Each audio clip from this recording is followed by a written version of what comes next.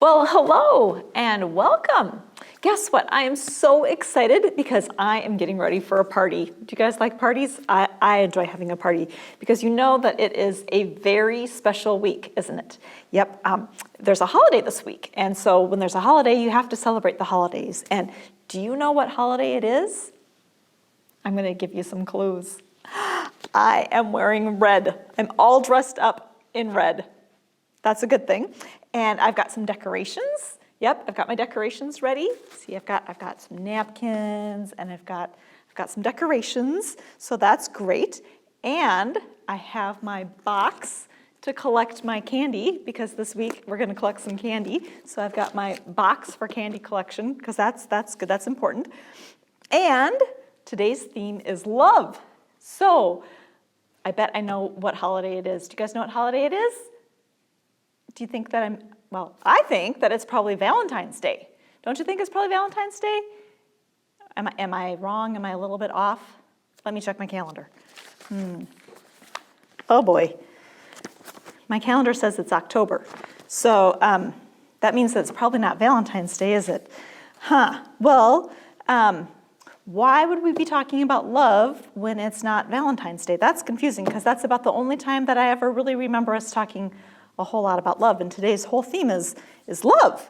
Well, do you think that maybe we're talking about love right now because we're supposed to think about loving each other all year round? And perhaps maybe that is one of the biggest commandments that God gave us, is to love each other. One of my very favorite Bible verses comes from Deuteronomy, and it says, "Love the Lord your God with all your heart and with all your soul and with all your might. And keep these words that I am commanding you today in your heart." And we're supposed to keep them in our heart. So really having hearts around us all year round is probably a good thing because it helps us remember how much we're supposed to love God and to love all of our friends and our neighbors and everybody around us. Well, there's always lots of good things to learn about love. And our world friends today are having quite the time trying to figure out this whole love thing. So let's check to see what they're up to. All right.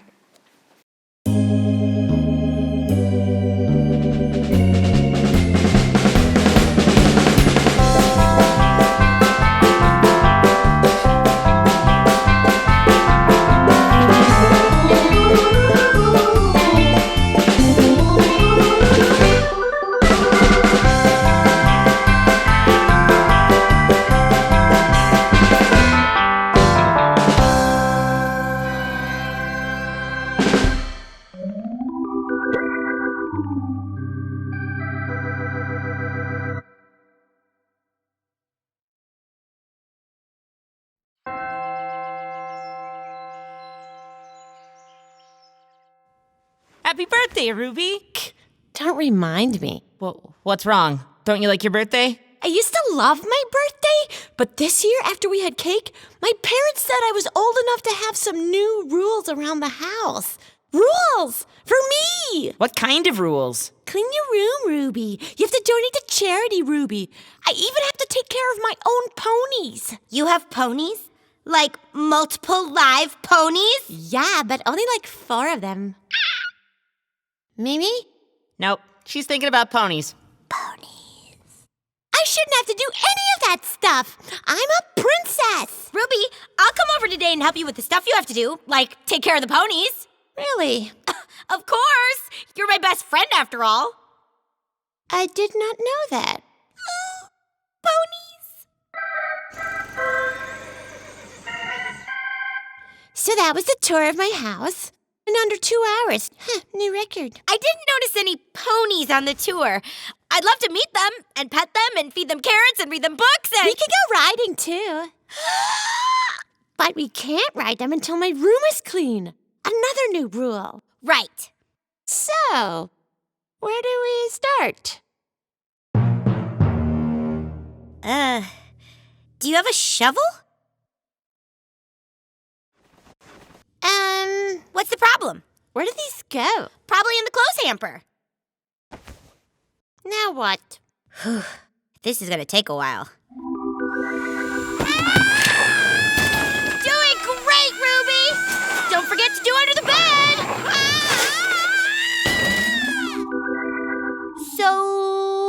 you have to do? I have to pick out some of my clothes and stuff to donate. Why do my parents hate me so much? Oh, they don't hate you. Then why do they make all these rules telling me what I have to do? Well, my hamster told me that our parents make us do things like clean our rooms so we're able to do things for ourselves. And so then we can help others. Because they love us and want us to spread our love to others. What about what I want? It's not about that. Your hamster told you this? It might have been my grandma. Anyhow, it's all about loving and taking care of one another and one another's ponies. Ponies? Where? Out back in the stable.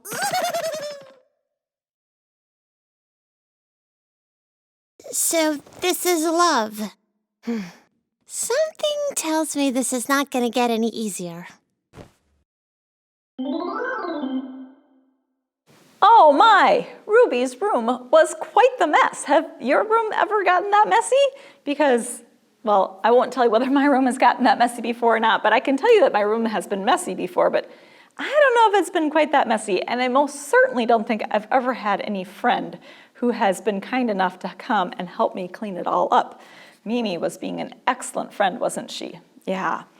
So it appears as though Ruby didn't think that rules were for her, didn't it? She didn't really have a lot of expectations, maybe. Maybe her moms and dad didn't tell her that she needed to be in charge of things at her house before. Are there things at your house that you're responsible for? Well, at my house, my kids have to do some fun chores. They get to clean their bathroom, and that's not always so fun. They have to clean their own rooms. They help empty the dishwasher. Yep. Sometimes we don't start doing those chores when we're really little, do we? Sometimes, just like with Ruby, as you get older, your parents give you more chores to do and have higher expectations for you. One of the things that Ruby's mom and dad asked her to do was to, when she got done cleaning her room, to find a few things that she wasn't using anymore to give away. And that can be hard. Have you guys ever had to do that, to find maybe some clothes or some toys, some books that you're done using, you haven't used for a long time, and to give them away to somebody else to donate them? Well, that is one way to really love your neighbor, because sometimes people can't afford to go get those things brand new at the store, but they can go, whether it's to Goodwill or someplace else, and get those things that you're done using. And that's one way that we can share our things and to love our neighbor. The Pharisees in our story have a lot of rules, and they use the rules as a way to judge other people. So in our story today, they were trying to figure out once again how to trap Jesus and get Jesus so that he would maybe say which one law was the most important, and then he'd be in trouble with the authorities. Let's read it together. It's found in Matthew chapter 22, which is in the Gospels. Verses 34 through 39 is what we're going to read together today. And it says, "When the Pharisees heard that he had silenced the Sadducees, they gathered together, and one of them, a lawyer, asked him a question to test him. 'Teacher, which commandment in the law is the greatest?' He said to them, 'You shall love the Lord your God with all your heart and with all your soul and with all your mind. This is the greatest and the first commandment. And a second is like it. You shall love your neighbor as yourself. On these two commandments hang all the law and the prophets.'" These two commandments, to love the Lord your God with all your heart and all your soul and all your mind, and to love your neighbor as yourself. So what does Jesus mean when he says, "On these two commandments hang the law and the prophets"?